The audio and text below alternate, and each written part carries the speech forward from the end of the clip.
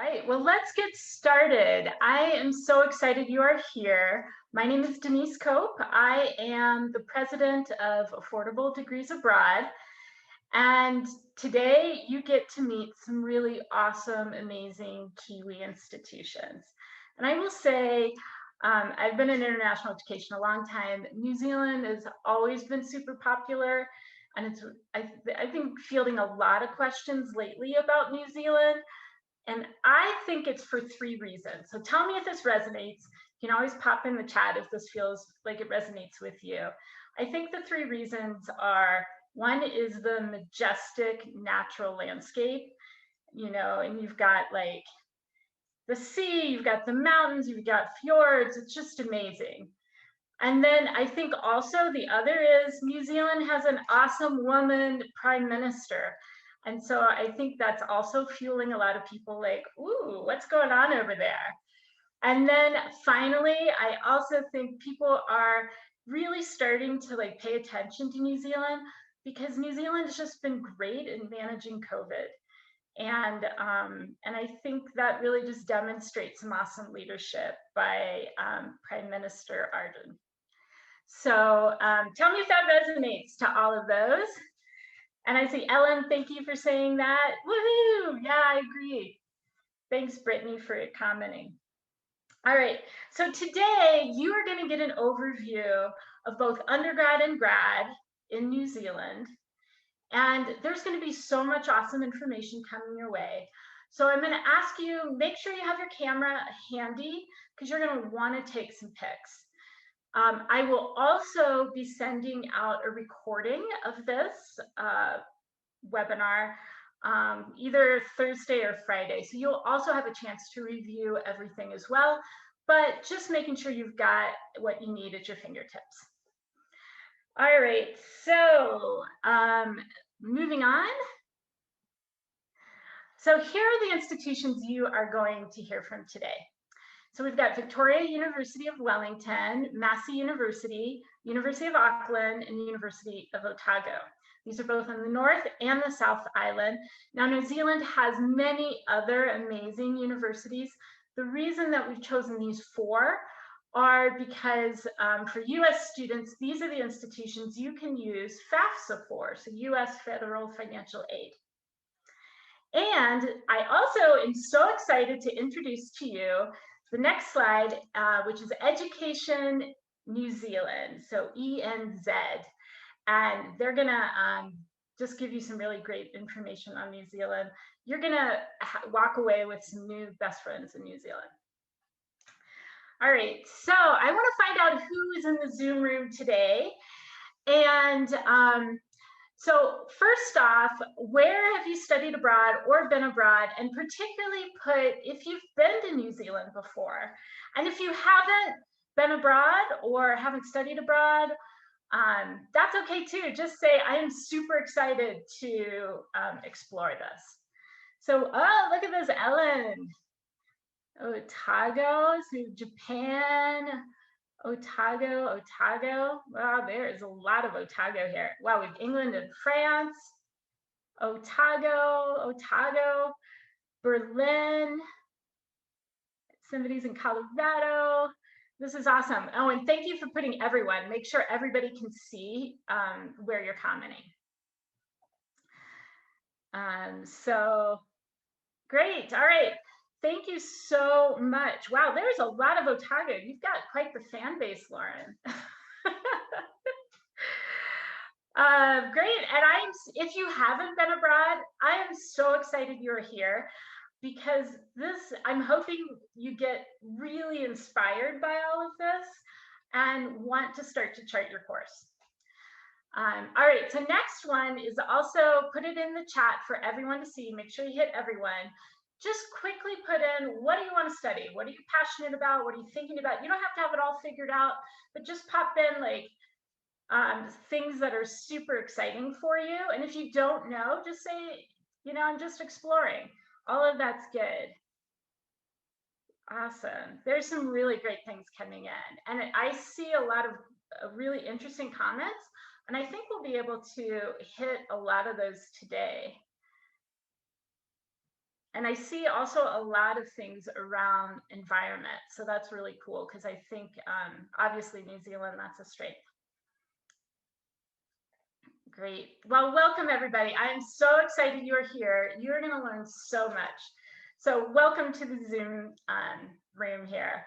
Just really quick about me. My name is Denise Cope. I'm president of Affordable Degrees Abroad. And I have been so blessed. I have spent 20 years in international education. And I have personally sent 4,000 students to around 150 universities abroad.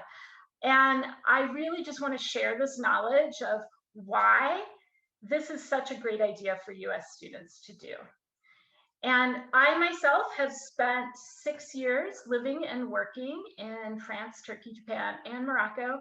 And I just have, this is sort of, it's transformed my life. And I'm really hoping that this is that place for you to step into and really start to explore your own intercultural learning. And I also will say, like some of you out there, I'm concerned about the high price tag of university in the United States. And I'm lucky enough to know an alternative way. So my mission is really to help guide US students to sort through all of the choices. So there's a lot of choices out there. So how do you find the best fit for yourself? All right. And I want to introduce you now to some friends from ENZ. We have Du Bois and Lewis. Kia ora koutou. My name is Du Bois Jennings. I'm the Director of Engagement in North America at Education New Zealand. I've been in the field of international education for about 12 years now. I've worked on university campuses as well for a study abroad provider where I manage partnerships with colleges and universities in the Northeast United States. My background is mainly in student and professional development as well as diversity and equity and inclusion as it regards to education abroad. In my role as Director of Engagement of Education New Zealand, I'm passionate about finding unique ways to engage US students of all ages about the benefits of an education in New Zealand, with a particular focus on marginalized student populations in higher education. I'll pass it on to my colleague, Lewis. Kia ora koutou. Hello everyone, my name is Lewis. I'm a Field Director for Education New Zealand. I'm from Wellington, New Zealand, but I've been living in Washington, DC, doing this job for coming up 3 years now, and I've been with Education New Zealand for, I guess, 5.5 years now. Really passionate about the work that we do, and I can talk about New Zealand all day long, every day, so happy to be here today and speak to you about why you should study in New Zealand today. All right, so here's what we're up to today. We're going to talk about the value of doing a degree abroad, either undergrad or grad. We are going to go over, have an overview of 4 Kiwi universities, and you'll get to meet some really awesome people from all these institutions. We'll talk about financial aid. How does this work? Everything from FAFSA, 529 plans, GI Bill, and scholarships. And then transition to making it happen. Are you a good candidate? What are those next steps? And then we, fingers crossed, we will have 15 minutes at the end for Q&A. I want to direct your attention to the bottom of the screen. Make sure anytime along the way, you can pop a question into the Q&A feature. So that's where you will find all of the questions and the answers. We are going to prioritize questions that sort of have a bigger bang for the buck. If we have time for niche questions, we'll get to those as well. But regardless, put a question in there, because even if we don't get to it, I'll just make sure every question will get an answer, even if it's later and it's written. And then I'll use the chat for a different feature. I want the chat to be a way for us to sort of uplift each other as a community, because what you're doing by choosing to do a degree abroad is you're being brave and courageous, and you're following your dream. And so I really want to use that chat feature to uplift each other. So you just know you're not alone when you're moving through these decisions. All right, so let's get into some meat here. What's the value of doing a degree abroad? So number one is, the number one question I always get is it really cheaper to do my degree abroad? And the answer is, well, it depends. You can still find good deals in the United States. But I would say what I notice is it's way more transparent. Price is way more transparent, and it can be anything abroad from $0 tuition for a US student to super expensive, like $45,000. Now, the super cheap ones tend to be, that could be Germany, the free ones are Germany and Norway, and the super expensive ones, those are going to be more Sydney and London. And today, New Zealand, we're finding those are like in between. And we'll get into more of those details in a little bit. So the second question I always get is this a real degree? So I'm pleased to say, yes, all the institutions today are amazing. And the way you're going to tell how things are ranked in the world, in the US, we think of world news, US World News and World Reports. So I want you to throw that out. Instead, I want to direct your attention to something called QS rankings, or Times Higher Education rankings. So this is a way to see how institutions are ranked worldwide, including US institutions. And there are amazing international institutions. And like I said, all the ones today really show up strongly. You can also know through industry accreditations if the institution or the program's a good program, right? So AACSB and EQUIS, these are for business programs. So anytime you see that, you're like, ooh, that's good. ABET, that's for engineering programs. There's other ones too, depending on your field. So that's how you can tell. All right, the next reason to do a degree abroad has to do with developing your global skills and network.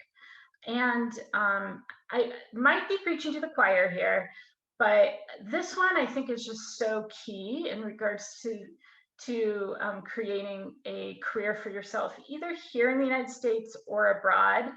And my story is one of my friends is a hiring manager here in Colorado for a very large aerospace company.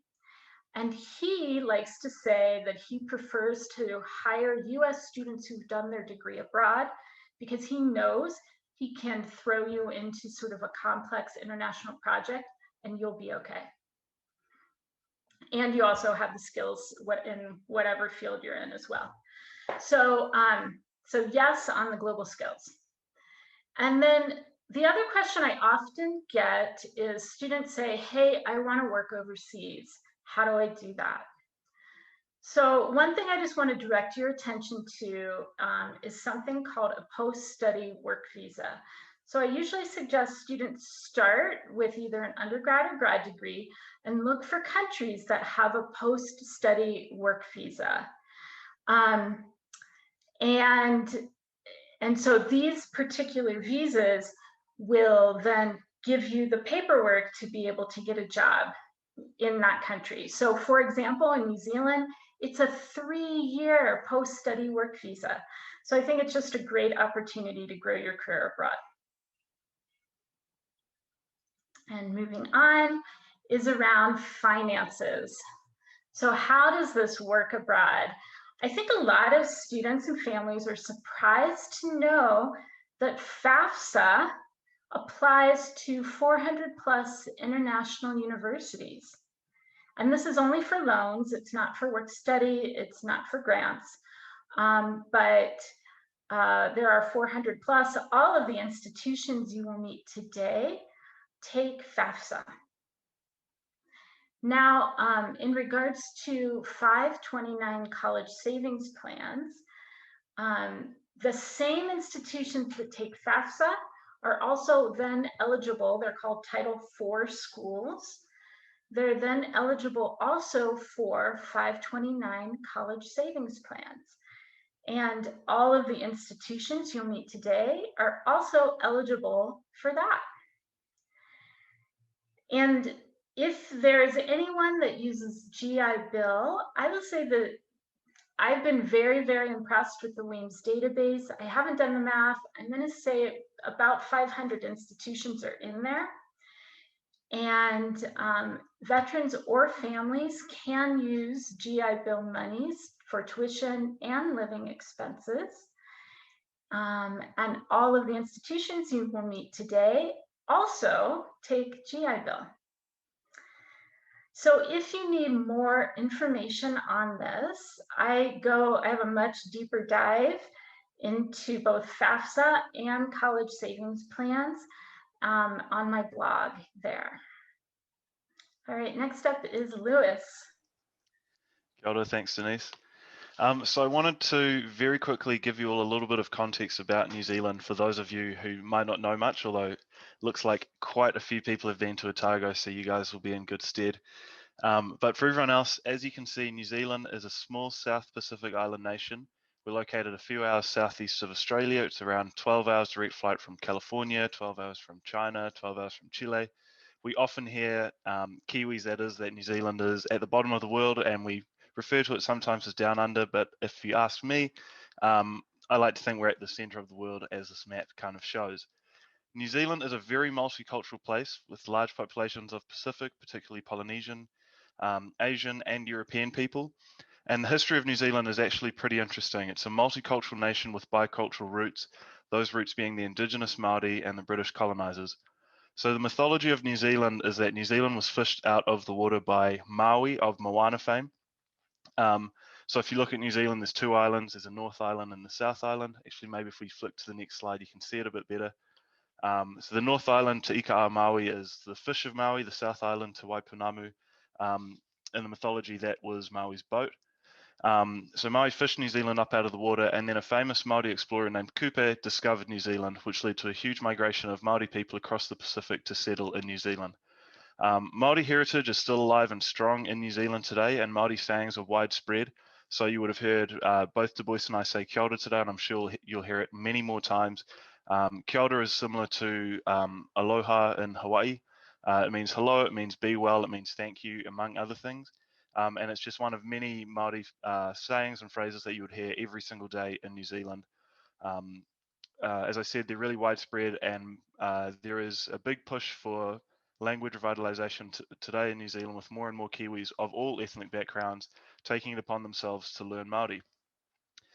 So after the Māori discovered New Zealand many years later, there was a big migration of Europeans to New Zealand, and to cut a long story short, eventually there was a treaty signed between Māori and the British Crown called the Treaty of Waitangi, which led to New Zealand as we know it today being established as a British colony.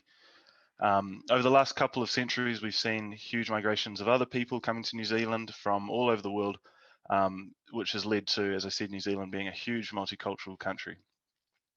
Hugely multicultural country, excuse me. New Zealand also has a history of being very progressive, and way back in 1893, women won the right to vote, which was a world first, and we're very proud of the heritage of women in leadership, as you can see today, as Denise mentioned, with our Prime Minister Jacinda Ardern, who's pretty well known on the world stage. Today, New Zealand's known for its friendly people, its open, welcoming culture, its beautiful environment, and its world-class education system, which Du Bois will speak about in just a moment. But the institutions that you'll hear from today, you can see the cities that they're listed on this map in front of you.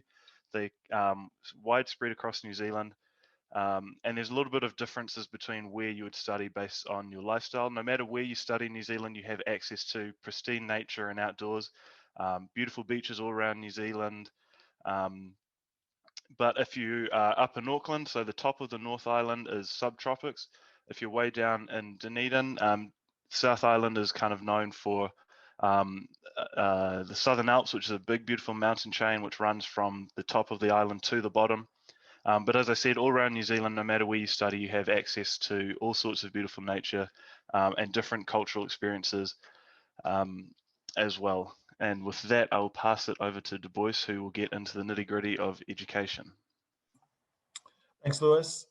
I just want to give a bit of general information related to getting a degree in New Zealand. Later in the webinar, you will hear from individual institutions that will go into greater detail about their specific universities and programming. All 8 of New Zealand's universities are government funded and internationally respected for their academic and research performance. Your degree can be taken in any of the wide range of arts and humanities, business, science, or specialist subjects offered by the universities, which are located throughout New Zealand, as you just saw. All 8 universities in New Zealand are rated among the top 3% in the world, according to the QS University rankings that Denise mentioned. Next slide, please. So depending on the university, tuition ranges from about $16,000 to $22,000 a year. And then depending on your lifestyle, the cost of living can be between $11,000 and $16,000 a year. As Denise mentioned in this presentation, the 4 institutions you'll hear from all except FAFSA or US financial aid and support the GI Bill. One unique aspect of studying in New Zealand is the work while you study opportunities. As taught master's students, you'll be able to work part-time while you study and full-time during holidays. 2 years master's students can do research, and thesis students are able to work for full-time all year. In addition, as a master's student, you can support your partner's work visa. Your partner can then support a student visa for any dependent children, and they won't have to pay international student fees to attend New Zealand primary or secondary schools.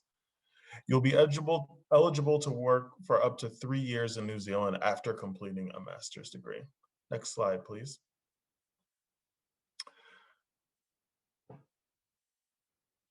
So in normal times, most institutions require around a SAT or an ACT score, but each institution considers those scores on a case-by-case basis. So please refer to their websites or contact someone from there to find out more information.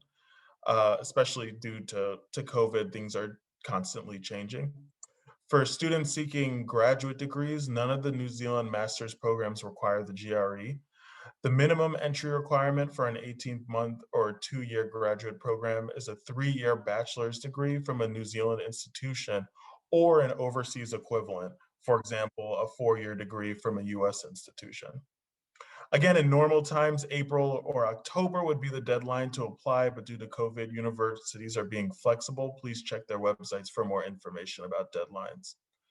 There are no application fees, but please be aware that New Zealand borders are currently closed. I'll hand it back to my colleague, Lewis, who will talk about the current situation in New Zealand regarding COVID and international students. Thanks, DeVoice. So as DeVoice just mentioned, the borders are currently closed for international travelers. And as kind of Denise mentioned at the top of the meeting today, so New Zealand's response to COVID has been well recognized around the world, but a large part of that is due to the fact that the borders are currently closed to international travelers, except for a few exemptions. And we do not know exactly yet when the borders will reopen. So we're really stressing today that you take on all this information on board to plan for the future. However, if you can't wait to start your New Zealand study experience, there are a variety of options for you to begin your online study prior to studying in the country in person. And I believe you'll hear more information from our universities today. And with that, I will pass it over to Greg at Massey University. Nā koutou katoa. My name is Greg Huff, and I'm the manager of global engagement at Massey University. I'm originally from the States, but I'm a dual citizen now. So that makes me a Kiwi, even though I don't actually sound like one. Massey University is one of New Zealand's largest universities, and it's only a full facility university with multi-campuses across the North Island. We have 29,000 students, and about half of those take online courses, making us New Zealand's largest provider of online education. Of those 29,000, about 3,000 of our students are internationals. Now, having 3 campuses allows you to really get the type of New Zealand experience that you want while studying at Massey. Wellington campus is the home of our College of Creative Arts, and with design and fashion and media production programs there. Auckland campus is a suburban one, so it's good if you want to live close to a big city but still have access to beaches and the ocean. It's about 20 minutes north of downtown Auckland. Massey Auckland has a really big focus on business and science and research.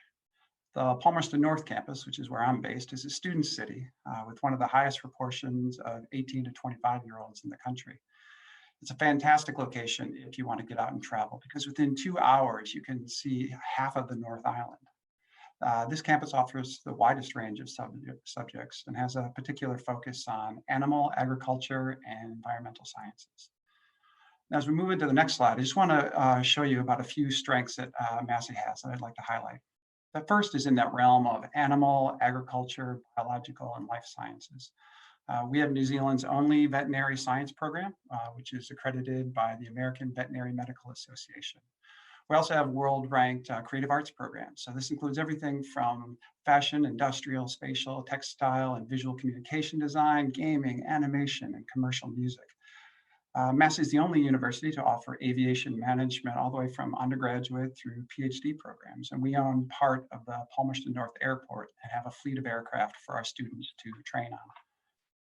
Business program is AACSB and AMBA accredited, and we're working on the Triple Crown of EQUIS accreditation. Our communication and journalism degrees are the first programs outside of the USA to be accredited by the Accrediting Council on Education and Journalism and Mass Communication.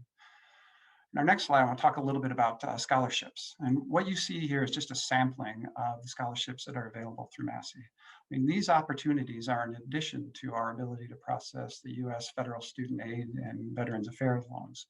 We have a staff member right on site that can help you through the process of applying for scholarships and loans. And you can apply to Massey with your high school diploma. And as mentioned, we can be flexible with ACT and SAT, depending on if you're able to take the test. Now, I want to highlight two students in these last two slides that I've got for you. The first one here is Ren Garcia. So Ren is a veterinary science, was one of our veterinary science students, which is probably the one where it really makes the most difference to study in New Zealand rather than going through a US university. So when you're in the United States, you have to go through a pre-vet program, then on to vet school, and that usually takes about 8 years to become a veterinarian.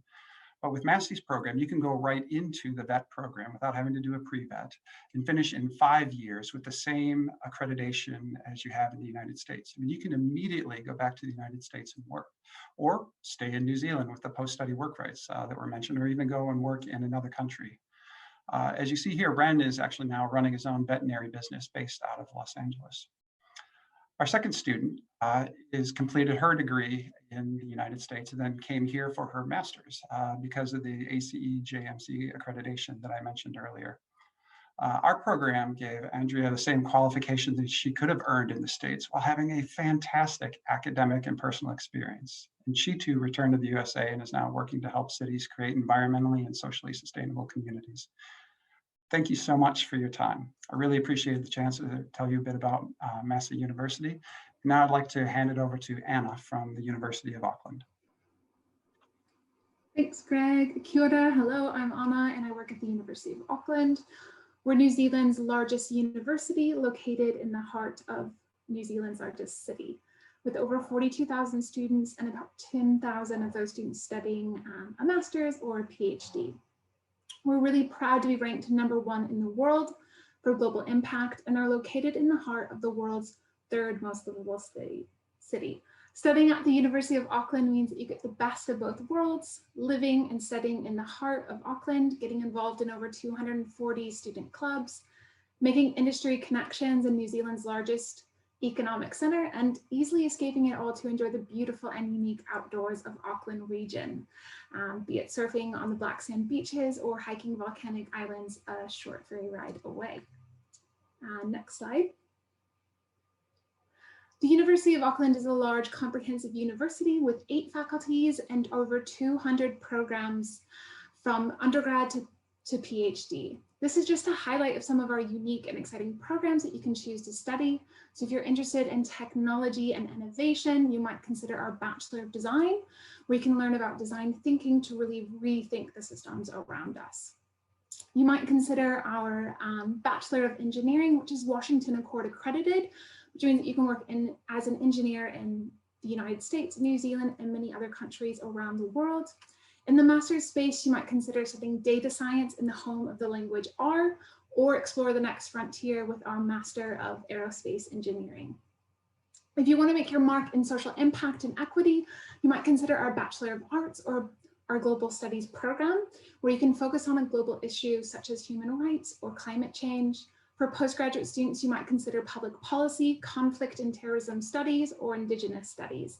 Each program equips you with a creative and critical mindset and really comes with an interdisciplinary approach to ensure you find your niche.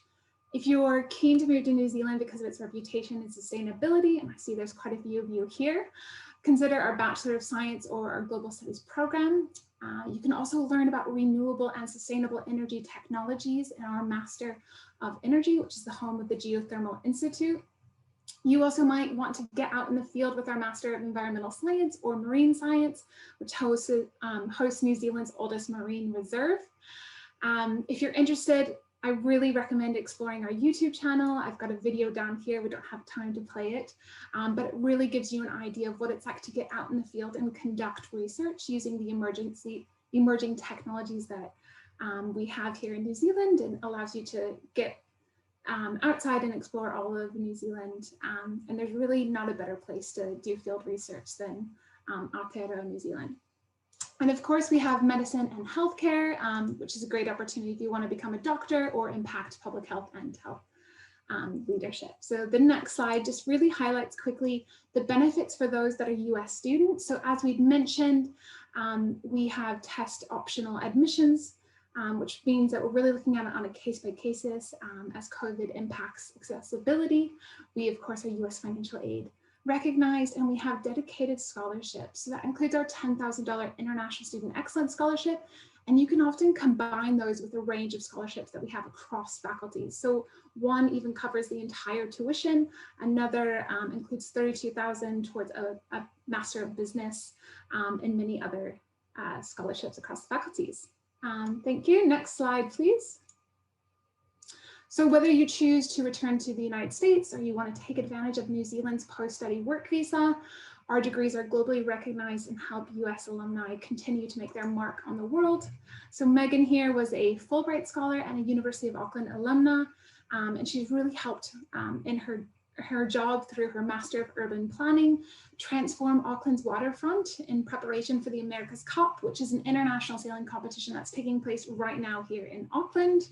And I really highly encourage you to explore our website and study options, and hopefully find your reason to come and move to New Zealand. Thanks, and I'll pass it on to Lauren. Brilliant. Thanks very much, Anna.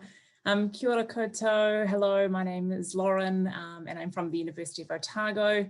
I do want to start with a shout out to all of the Otago alumni that are obviously on the webinar. Great to have you with us. We miss you on campus, and hopefully we can provide some opportunities for you to come back. So a lot of you will probably know a lot of this information about Otago. But for those of you who don't, the University of Otago is New Zealand's oldest university. In 2019, we celebrated our 150th anniversary. So by New Zealand standards, given we're such a young country, we're excited about the rich history and tradition that is associated with Otago. Probably one of the things that's really unique to the University of Otago within the New Zealand context is that we are really a truly residential campus and city. So we're known as a destination university. It's probably quite similar to a lot of US institutions. 85% of our students actually come from outside of the Dunedin or Otago region. So they want that on-campus experience, as well as looking at the breadth of programs that we offer. We are located 10 minutes from the city, and I've got a slide to give you a bit more perspective of the location and the environment that you're in.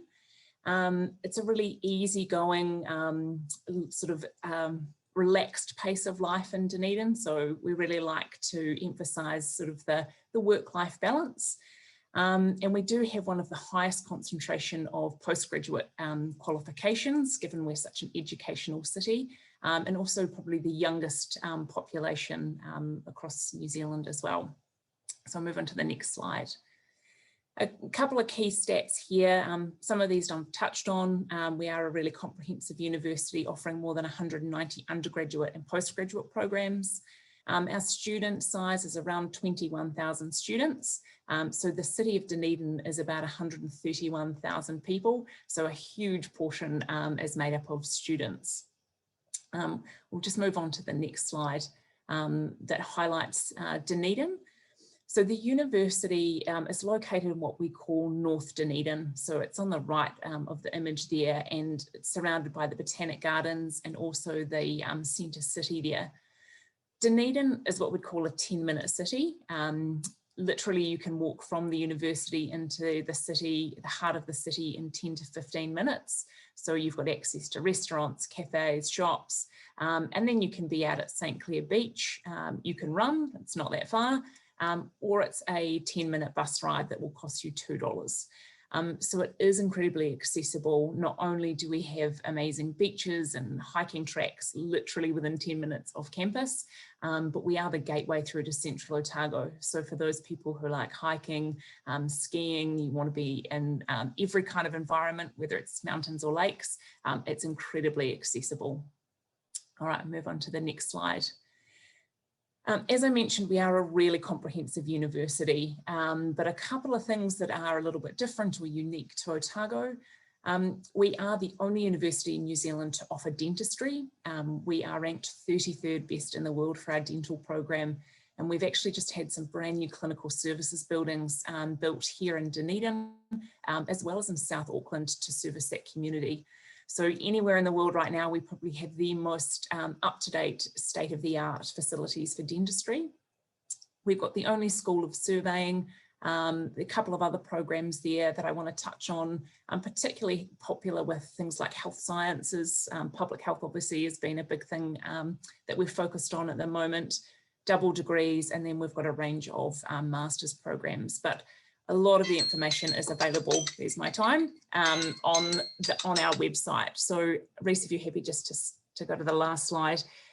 We've got a profile here of Fox, who is from the US, and he was fortunate to win a Think New grant, which is administered by Education New Zealand for the research that he is carrying out here in Dunedin and at Otago. So there's a great video there that you can find out more about his journey. But I will leave it there and I will pass you over to Fiona. Thanks very much. Great. Kia ora, everyone. My name is Fiona Mann and I'm from the International Office here at Victoria University of Wellington in the cultural, political and geographical capital of New Zealand.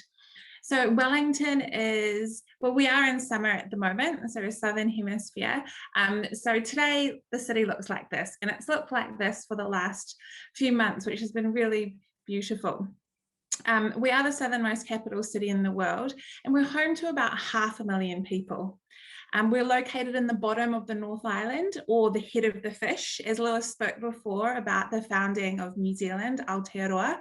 The original Māori name for the university was Te Whare Wānanga o Te Upuko o Te Ika Maui, which means House of Learning at the head of the fish of Maui. So we are a harbour city. So if you think of the shape of a harbour, it's like a fish. So that's a really nice way to think about New Zealand and Wellington. So Wellington has, as I said, it has about 500,000 people in its population. It's about 25% of the population were born overseas, so it's quite diverse in its natural population of migrants itself in New Zealand, but also those who have come to New Zealand more recently. What I love about this picture is it encompasses everything you would want as a student. So within this picture, you have our 3 urban city campuses. You have your museums, your cafes, you have the beach, you have the mountains, you have everything that you need for a student life and that work-life balance. And everything is within walking distance. It literally takes about 35 minutes to walk across the campus. And to walk from the campus, walk across the city, to walk from the campus into the city, from any of our campuses, it takes 5 to 10 minutes. So very, very accessible. It's a walkable, welcoming and safe study location. So moving on, the university itself. So we do have 8 teaching faculties in 27 different schools. We've got 30 undergraduate programs and about 140 postgraduate programs in more than 200 subject areas. So I've just pulled out a few. We've got a huge range. So whether you're studying postgraduate or undergraduate, bachelor's or master's, we've got a huge range. So thinking about our subjects and our city strengths, looking at sustainability, if you're looking at architecture, environmental studies, environmental science, geography, climate change, marine biology. We have a huge range of programs to offer you. Wellington is also the science capital of New Zealand, with more scientists and science organisations than any other city. So you have really great access to those organisations and researchers. Victoria University of Wellington is also ranked with the highest research intensity of all New Zealand universities. If you're interested in global studies or social impact, we are the capital city, so the home of government. So international relations, political science, government, public policy, strategic studies, criminology, health, Indigenous studies, huge range of courses there with very accessible government and public sector. Our parliament is right across the road from our business school and our law school, and right in the heart of the diplomatic mission and the public sector. Wellington's also the creative capital of New Zealand, so home to the National Museums, drama school, music schools, and a really big bustling film industry. So if you're interested in creative writing, design, music, architecture, many programs that you can study. Moving on. So I just got a few popular postgraduate programs here. Like I mentioned, we're #1 in New Zealand for research intensity. And we also offer, of course, business, so a lot of range of business programs there as well. And I'll just go to the last slide. I'm out of time, but this is just one of our alumni, David, who studied the Master of Environmental Policy Management with us. And he said he chose to study in New Zealand because it's regarded as a leader in renewable energy by the rest of the world. And so now he is at Tesla. So he's one of our proud alumni. Thank you. All right, were you inspired from that? Right? I know, I like want to get my degree in New Zealand immediately. So I want to start to give you some reflection questions to see if this is the right fit for you. So there are 4 questions. The first one is, do you have a clear vision on what you want to study? Now, this is going to be true for undergrad as well as grad. So in undergrad, I think a lot of people are surprised to know that there really aren't any general ed classes like you would find in the United States. It's a 3-year undergrad, so you have to come in crystal clear on what you want to do. So this is important both at the undergrad and the grad level. Oh, and I should say also, if you want to do medicine or vet, as Greg had mentioned, doing this abroad is so smart to start in your undergrad. Just the math of the situation, I think, it becomes a lot more affordable and faster. Now, the second question you have to ask yourself, do you want to develop your intercultural communication competencies and grow your global network? And then, are you a resilient problem solver, or do you want to grow the skill?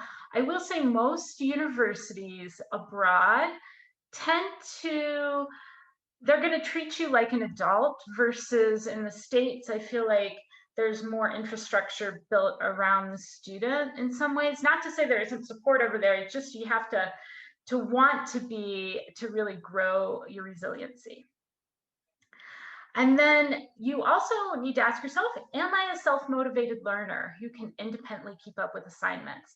Again, abroad institutions treat you like an adult and they expect you to keep up with everything. So if you have answered 3 or 4 yeses here, I'd say, yeah, this is something you should really start to consider seriously. Now, if you have answered 1 or 2 yeses, don't freak out. It's still great. It just means you may need to be scaffolding some skills. And I'm happy to have a conversation with you to see how to do that. All right, and the next slide is to know what your next steps are. So I want you to walk out. Be sure to take a picture of this. I want all of you to walk out with some really concrete next steps. So how you need to discover your top 5 programs. How are you going to do this? So one way is to attend webinars like the one you're doing right now. I also offer some other ones, and I'll keep you informed of those, but making sure you're just aware of what's available in the world. Then I want you to know some databases. So the one I think that's useful both for undergrad and grad is studyportals.com. And it can be a little overwhelming, but I think it's just a good guide. You can also use the databases with QS and Times Higher Ed, and I really suggest you do that. All the institutions today are ranked really well, particularly with QS. And then finally, don't do this alone. Use a guide. You can always make a consult with me, or now you've got 4 best friends in New Zealand. So I want to make sure you have everybody's contact information, and I'll give that in a little bit. Just don't do it alone. After the top 5 programs, research your entry requirements. Do you meet them? Talk with the university to confirm. Some programs, particularly at the grad level, are going to require some experience. So make sure you're aware of what that is. And then finally, understand finances. Do the math. What's the total cost? Do you need FAFSA, 529 plans, GI Bill, or private loans? If you go the private loan route, circle back with me, and I can explain how to work with Sally Mae on those. And then ask the university about scholarships. All of the institutions presented here today have scholarships. And so this is just a great way to be able to reduce the overall expense. All right, so moving on to the next slide, I want to make sure you've got some resources so you know who to call. So there's my contact information, and on my website, I also have, it's called I have got 2 guides. One's an undergrad guide abroad and a grad guide abroad. And so it just sort of walks you through some basic information. Or you can schedule a free 20-minute discovery call. And the next slide, make sure you snap a pic, because here are your new best friends in New Zealand. And you can reach out to them and ask questions about any of this information that you've gotten today. All right, so that's it. So now we have made it to the exciting Q&A, and we are right on time. I'm super impressed with us. So I'm gonna pull open the Q&A, and we're gonna start to go through some of these questions together. Okay, so Jessica is asking a question. I have significant student loans for my undergraduate degree, government and private. Do you know if I'd be able to defer those loans? Yes. So if and it's with these institutions, Jessica, you're meeting today, so they have to be FAFSA approved. And then once that happens, then if you take out future loans or not, but then those loans can be deferred from undergraduate. Great question. But it's only true, Jessica, for those international institutions that are FAFSA approved. All right, Jessica is also asking, my undergraduate degree is not very career specific. Could that affect whether I'm accepted into a program? I think it depends what program. You know, if you're on the social science side of the house, there tends to be a lot more flexibility. If you're in the hard sciences, it can be harder to transition to those programs, and you may have to beef up your skill set there. Is there anyone else that wants to jump in and say anything, or does that feel sufficient? Yeah, that's pretty right. It's case by case with programs. So a lot of it, particularly like you said, Denise, things like Master of Arts or something generally can be pretty open to a really broad background.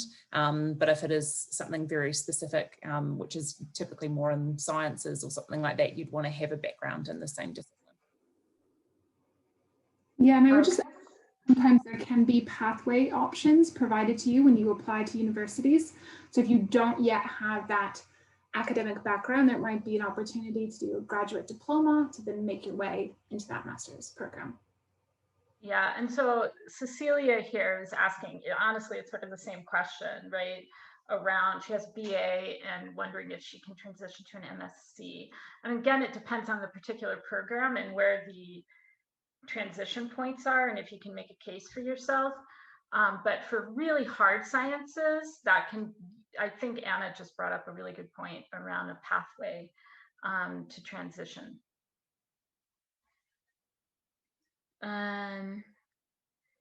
Let's see here. Maya is asking, so I know that in English study abroad schools, it's very difficult to come in as an undergraduate since the school system is different and they're basically in college in high school. Is it the same in New Zealand undergraduate? Not sure I understand the question. What I can say, Maya, is that I think well, maybe I understand. What ends up usually happening, because for 3-year undergrads, right, you have to come in laser focused with what you want to do, because you don't sort of have that year or two to play around of like, what do I want to study? And so, you know, there's pros and cons to both sides. The pro is you get very deeply ingrained into the major. And usually it's at a higher level than what you would have in the States, because in the States, usually it's a you do 1.5, 2 years of gen ed and then 2 years of your major. And so you really sort of have this step up, even though it is only a 3-year undergrad. I hope I answered your question, Maya. I think just the other thing to add to that, Maya, is that students go for the same amount of time from primary school up through high school in New Zealand. So it's very much like in the US system, where if you take AP classes that you might be able to get some university credit. Well, it's not as though it's the last year of high school here in New Zealand is all university credit. Some students may choose to take some courses that would help them. So I wouldn't say that it's a disadvantage to come right on into it. It's exactly as Denise said, it's just a much more focused degree, which is why it's a 3-year degree rather than a 4-year degree.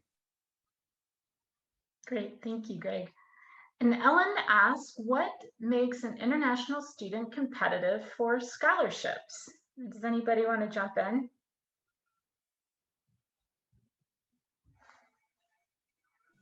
I think it depends on the scholarship. Sorry, Fiona. Honestly, it depends on scholarships and it depends on the institution. So we were able to offer some scholarships this year for students coming into the undergraduate program who were starting their degree for the first time, and it was essentially meeting the university entry requirement, and that was it, and you would be eligible for a scholarship. So pretty easy to get something like that. But again, it will be depending on the level. So it could be depending on the program. If it is a particularly competitive program, I know for the University of Otago, we have less master's scholarships, but we've got a large range of PhD scholarships. So again, it will be case by case, but I don't know, Fiona, if you've got more insight from your side of things. No, it's pretty much the same. Yeah, we do say at the University of Auckland, and that's probably across the board as well, that we're really also looking at merit-based scholarships. So looking at your academic history and how you've performed is often one of those strong indicators. So if you've done really well, definitely apply for scholarships across New Zealand. Great. And Sophia is asking, do these colleges take AP credits? It's a really good question. Now, Sophia, I'll answer more generally, and each institution can jump in as well.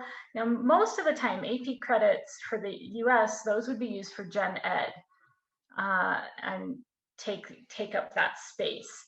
So because there's no gen ed, then usually, for the most part, those are not applicable. Does anybody want to add anything, or all good? Okay, all right. So hopefully that answers your question. Gabrielle is asking, are there any academic accommodations provided to graduate students who have a learning disability? This is a really, really great question. Now, obviously, ADA does not follow you abroad because that's a US law. However, there are countries, New Zealand is one of them, where they've got really, I'd say, sophisticated systems in place, and institutions do have facilities in order to work with you in regards to accommodations. Does any institution want to also jump in here? I'm happy to do that. So I did my degrees in the States, and Denise is very accurate as well. I mean, we have excellent services for students. It's just that you have to realize that as Americans, it's different levels of service. So it's not, the ADA does not apply and you don't get the exact accommodations. But if you have learning disabilities or physical disabilities, then yes, accommodations can be there, put in place. But it may be that you have to help to fund some of those. And it also could be that the accommodations that you are used to, say if you're going to an undergraduate degree in the States, it may not be the same level of it, but yes, you can be accommodated. As in the States, it's very, very important to express all of those up front so that you know what level of support that you could expect at the university that you want to apply to. Great. Thank you, Greg. And great All question, Gabrielle. I was just going to add, I think all universities should have equity offices, so you can contact them well in advance to find out exactly what services you have available, be it for testing arrangements or accommodation. Great. Thank you, Anna. Let's see here. Gemma asked, I studied in New Zealand in 2018. I've been wanting to move there ever since. I want to stay after graduating with a master's. I've already been accepted into Otago and Auckland. Congratulations. Wondering where I'll be better able to create a network for postgrad jobs. I would imagine both places and both institutions are going to be able to do that wonderfully for you. I have just, sorry, been cheeky and written an answer there. And that's great news. Congratulations. Both really, really good choices. And you've just got to find the location that's going to be best for you. That's the most important thing. But I think, just as Denise was saying, New Zealand is a relatively small country. There are 5 million people and there are only 8 universities. So you will have graduates and connections all around New Zealand. And either way, even if you are in Otago, for example, our graduates come from all over New Zealand. So we've got really strong connections to industry. And then from the Auckland perspective, obviously you're in the largest city. So there's going to be plenty of options there too. I think it's either way, you're going to have a really good network. Great. All right. So we have time for about 2 more questions. We've got one here from Maya. Do any New Zealand schools have sports teams that they give scholarships for? And she's looking especially for cross country. So basically, sports is organized very differently abroad than it is in the States. So in the States, you've got sort of these sports scholarships that then will take your tuition perhaps to nothing, depending on the institution. All of these amazing sports exist in all of these institutions here in New Zealand. Some are really well known for a whole bunch of different sports. And you get to compete internationally as well, but it's not organized the same. And Lauren, did you want to speak to any of this? I know from Otago's standpoint, we've talked about this a bit. Yeah, we do. All of the universities will have some amazing sport teams and facilities, and that's a big part of the student experience, is getting involved in those extracurricular activities. From the Otago point of view, we don't have specific scholarships for students. Like Denise said, that's just not really a kind of pathway to university in New Zealand in terms of a scholarship side of things, but there are lots of opportunities to get involved in those sorts of activities. I don't know if any of the other universities in New Zealand have like sporting specific scholarships, but Massey does. We have a global student athlete program that students can continue their high-level training. We do offer scholarships for all of the tracks that are available through Global Student Athlete. Great. Well, that's really great news, Greg. Thanks for sharing that. All right, our last question is from John. He said, are there forms of financial aid, scholarships, FAFSA, that provide aid for living expenses as opposed to just strictly tuition or financial-based support. So there's two pathways here, John, sort of what you're asking. One is around FAFSA, right? So the normal FAFSA that you would complete, just like you would in the United States, then can detail, and this would be loans for both tuition and living expenses. That would be the exact sort of same process that you would do in the United States. Now, scholarships, that's per institution.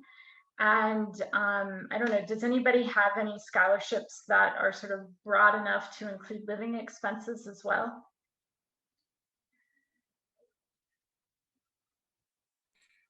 So I guess some of the scholarships, they vary. So some might be tuition-based scholarships, which would cover tuition, and then some might be a monetary amount. So the monetary amount you'd be free to use however you wish, which might be towards accommodation and living costs as well. Great. Thank you, Fiona. All right, so we are at time. I really want to thank everybody who's on the call. If you did not get your question answered, don't freak out. I will be downloading all the questions and making sure at least you get a follow-up from somebody on the panel, or if it's general enough, we'll be sure to send it out to everybody. So I am so excited you're here. I hope this is inspirational to you and you feel like you've got the enough information to move forward. So reach out to me. You've got some new best friends in New Zealand, and I hope you've got all the answers that you need. Thank you so much. I'm so happy all of you decided to spend your evening with us. Take care.